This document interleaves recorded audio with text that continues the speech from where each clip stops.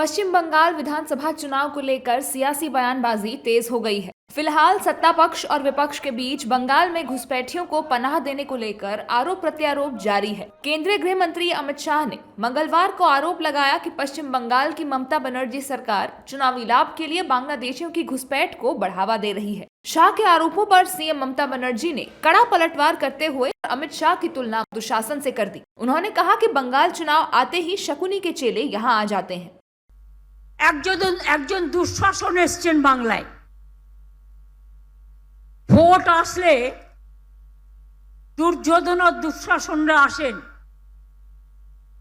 ওদের চোখে দেখবেন,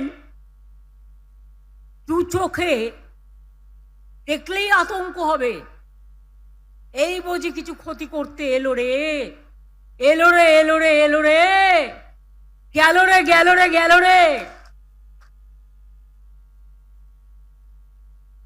দুঃশাসন বাবু এসছেন, শকুনি মামার চেলা চামুন্ডারা ঘুরে বেড়াচ্ছে আর বলে বেড়াচ্ছে বাংলায় নাকি 1.5 কোটি লোকের নাম বাদ যাবে। কেন? ममता बनर्जी के पीएम मोदी और गृह मंत्री अमित शाह पर किए गए इस तंज को लेकर सियासी पारा भी हाई हो गया है। एनडीए नेताओं ने ममता बनर्जी पर प्रधानमंत्री और गृह मंत्री का अपमान करने का आरोप लगाया है। एनडीए नेताओं ने कहा है कि ममता बनर्जी पूरी तरह से बौखला गई हैं, तभी इस तरह की भाषा का इस्तेमाल कर रही हैं। इस तरह की भाषा किसी भी मुख्यमंत्री के लिए और किसी भी संवैधानिक पद पर बैठे हुए व्यक्ति के लिए शोभा नहीं देता है। अच्छे से अच्छे शब्द चयन करके किसी को नीचा दिखाया जा सकता है, उनके बारे में कुछ कहा जा सकता है, लेकिन इस तरह के शब्दों का इस्तेमाल एक मर्यादा की तरह किया जाना चाहिए। देश के गृह मंत्री हैं, मर्यादित व्यक्ति हैं, संवैधानिक पद पर है, और एक राज्य के मुख्यमंत्री की इस तरह से छोटी और ऊंची बात कह के हमारे गृह मंत्री को नीचा नहीं दिखाया, बल्कि खुद उनके बारे में आज देश के अच्छे लोग सब लोग विचार करते होंगे कि कैसी मुख्यमंत्री है जो अपने देश के गृह मंत्री के बारे में इन शब्दों का चयन करते हैं। देखिए, ममता बनर्जी जो हैं अपना आपा खो चुकी हैं।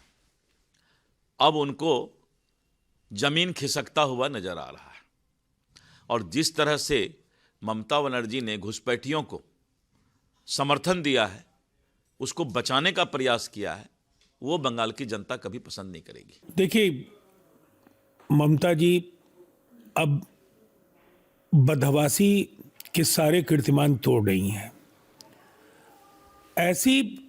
ऐसे शब्दों का प्रयोग राजनेता बौखलाहट में ही करते हैं। दरअसल जमीन सरक गई है। अब दुर्योधन, दुशासन, इन टिप्पणियों से पश्चिम बंगाल की जनता को वो गुमराह नहीं कर पाएंगे। आने वाले चुनाव में करारी शिकस्त का सामना उनको और उनकी पार्टी को करना पड़ेगा। देखिए, दुख की बात है कि आज पश्चिम बंगाल में तृणमूल कांग्रेस के तहत मां माटी मानुष नहीं, केवल बाबरी, भारी और भ्रष्टाचारी ये हावी हो चुके हैं। और इसका कारण ये है कि पूरे देश में बीजेपी, मोदी जी की सरकार ने बॉर्डर फेंसिंग कराकर घुसपैठियों को रोक दिया है, बंद कर दिया उनका आना। अभी किसी भी प्रदेश में, पंजाब हो, गुजरात हो, असम हो, कहीं पर भी घुसपैठिए नहीं आते।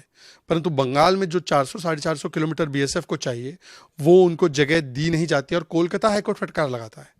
एक समय था ममता बनर्जी घुसपैठियों के खिलाफ थी और लेफ्ट और यूपीए के खिलाफ बोलती थी। आज वो वोट बैंक बन चुके हैं, तो उनके लिए इतनी ममता है कि रोहिंग्या पर कोई चीफ जस्टिस कुछ बोल देता है तो उनके नेता जो है वो बोलते हैं कि चीफ जस्टिस गलत बयान दे रहे हैं। वहीं दूसरी ओर समाजवादी पार्टी ने सीएम ममता के बयान को सही ठहराया है। इस दौरान उन्होंने दावा किया है कि पश्चिम बंगाल में फिर से टीएमसी की सरकार बनेगी। उन्होंने कहा है कि महाभारत के समय के पात्र आज भी हमारे देश में मिल जाते हैं। ये ममता जी का अपना ख्यालात होगा, और देश में निश्चित रूप से जो हमारे